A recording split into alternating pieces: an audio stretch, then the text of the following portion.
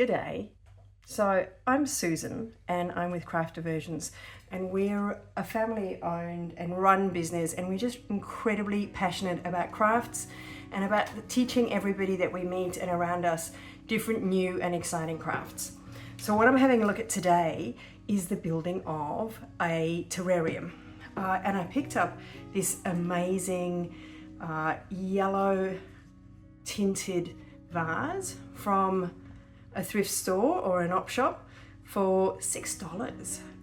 And so I'm going to layer up the terrarium. I've picked up a couple of things on different walks and hikes over the last few weeks, and I'm going to try and do a little bit of kind of a forest scene with the soft yellow glow that we're going to get from the vase. Now, I've made a number of, as gifts, mini terrariums, and so this is very much what I'm going to be doing, but just in a larger size. You can see I've got some soil at the bottom there, which is actually aquarium sand. It's really great for drainage. It's a peat because it's great for the plants, different kinds of stones. I love succulents, so I've got a number of little succulents in there, and some wheatgrass. And then you can see in this one, I just put some blue sand in there just for a point of interest. And this lives on my shelf, and each of my sons and their girlfriends have one too. So it's a really cute gift. So we're just going to do that in a much larger size now. So I'll start with, I've got a tub here of aquarium sand. It looks, I know, like sea sand, but it really isn't, so don't use sea sand. It is not great for drainage, and it's not great for your plants. We need to create a drainage layer because your watering is really going to be with spray bottle. Thank you, I needed help with the spray bottle, but you still want to make sure that you're keeping the moisture away from the roots and that they don't land up rotting because of it. I'm going to speed this up a little bit.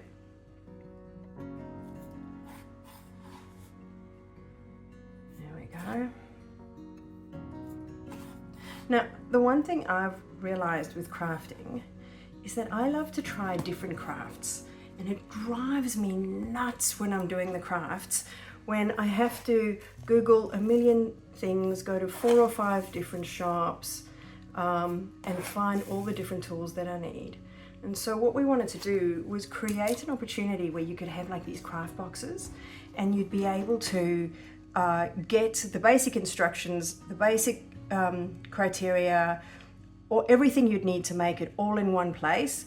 You could do the craft and then decide whether you fell in love with it or not. And if you did fall in love with it, you had all the basics to be able to take the craft further. And if you didn't, you learned something new, you had a mindful moment, and you move along. All right, so now I've got that. The next less interesting part is going to be adding the peat. So this is just soil. I love the smell of soil. So I'm going to do the same thing. This is not a recipe, we're not baking anything, so you can really put it in to feel. It depends on what you're going to be planting, what the root system for that is, and how much you really think you're going to need to have. I am going to actually stand a little bit of driftwood into this, so I'm going to pile quite a bit of peat in here and try not to mess too much. Because I actually want to create, and I don't know if you can see what I'm doing there. I'll do this. I'm sort of going to create it because I want it to be going all the way up on one side, and we're going to kind of create, when you go into the forest, it's not all the same strata, and so we want to create just a little bit more interesting, and have the tree sort of standing up against a bit of a peat hill.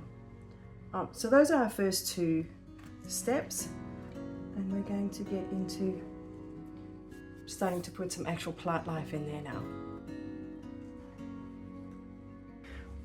Okay, so I'm going to put this aside for a very quick second, I'm going to show you this great piece of wood that I found. Now, to be fair, this was all one piece, and I've kind of just torn this off, and literally just with my hands, because I didn't want it to feel like I'd cut anything. And I kind of pre-measured it, make sure it would still kind of fit into the vase. And my idea, who knows if it's going to work, is to take, so I've got some different kinds of moss that I picked up in the Otways when we were staying there over the December-January period. Now the idea is to take a little bit of this moss. It's awesome greenery. It's made to grow on bits of wood and stone, and I'm going to stick it into, you see this, like this had a natural little V. I'm working very hard not to break it because it's on the verge of snapping. I'm going to use just a set of tweezers just to kind of shove it in there. I use the word shove lightly. I am trying to be very, very careful. The moss is fine. I can't damage it. It is just really about keeping the bark intact and giving the moss something to hold on to. So there we go. I'm very happy with that. And that's going to go in a second. I'm going to put it in first. I'll put it in first just because the tree piece is so big. We're just gonna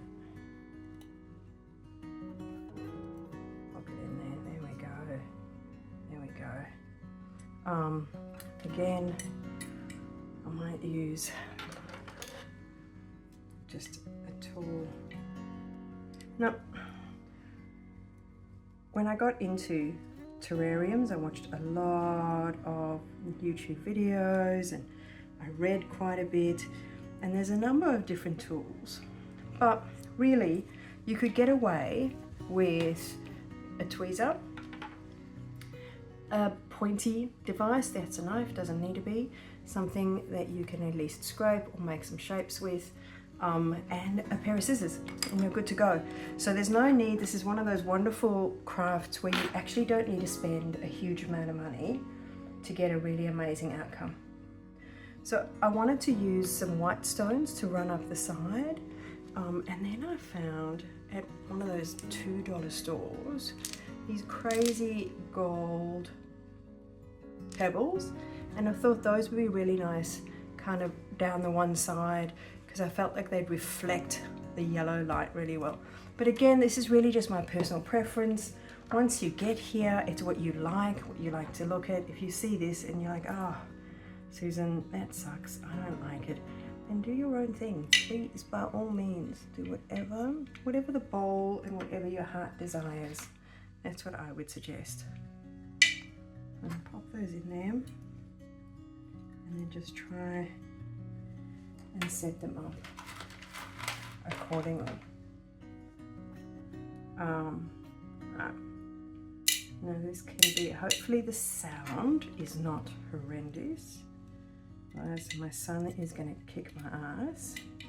But these tiny little stones, I want to just get them all, a whole bunch of them, kind of forming a little pathway leading all the way up. Side, there we go. Look at that. So cute. It's like a little fairy. You can come up and wander up the tiny little steps we've created.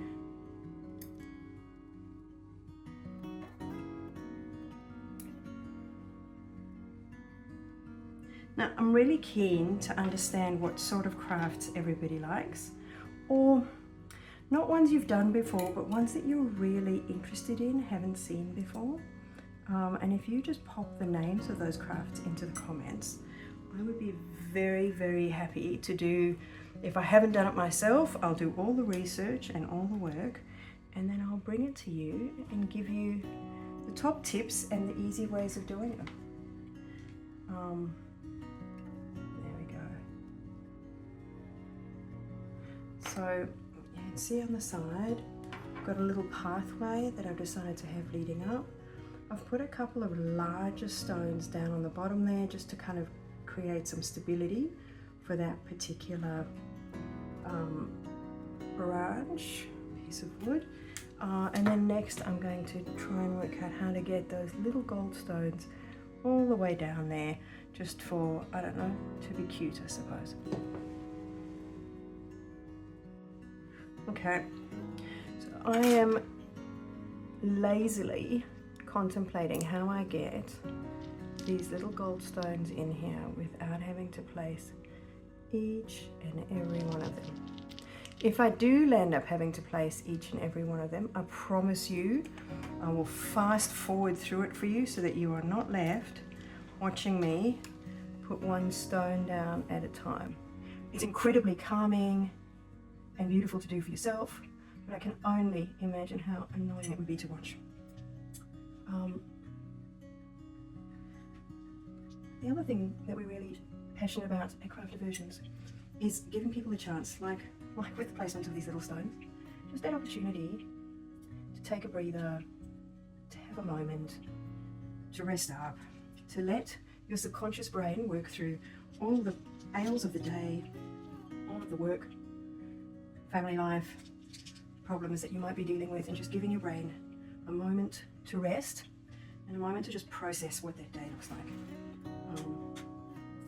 And that's really the sorts of crafts that we look for, or ones that will give you that little moment of mindfulness, thoughtfulness, whatever you want to think of it as.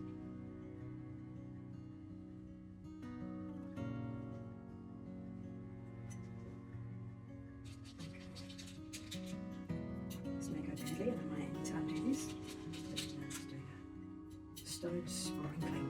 It's working quite well actually. I think I'm quite happy because they're so little.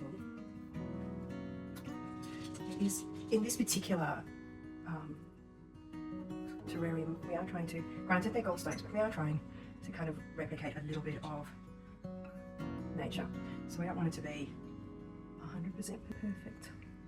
Okay, so that's kind of exciting. And then I went looking for a squirrel, but I couldn't find one. So I found a raccoon instead. And I thought, oh, just for a bit of a giggle, bit of a laugh, let's not take ourselves too seriously. Got a little raccoon in there. There you go. How hard is that? So there we've got a beautiful terrarium. It was quite simple to make. It makes me feel incredibly artistic. Make an awesome gift. I'm going to be a bit selfish and put this on the table in my lounge room, but you are welcome to make one of those and to share it with a friend, your mum, anybody really, and you can do anything like put crystals in. You can even create little personalized messages and provide them with those.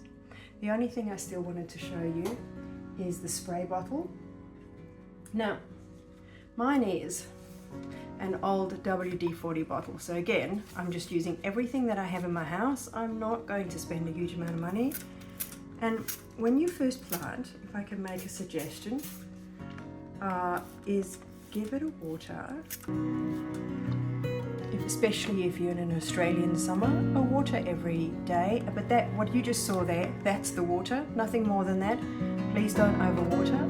And keep the lid on, creates a beautiful little world that is self-sustaining. And after the first week, you can probably water it maybe every once a week or so, just to keep the moisture. Now, things I didn't put in this one, that you could also put in, some tips. I have a number of wheatgrass seeds, and then that will grow, so you can grow some things in there. You might have seen in my box, I had a little tree, a succulent that's come through from my garden, would have got in well in there instead. So there's a wide variety of different kinds of plant life that you can use for your terrariums. But that's a really simple terrarium, gorgeous gift, great amount of fun to do, and didn't take me very long at all. I look forward to seeing you for the next one.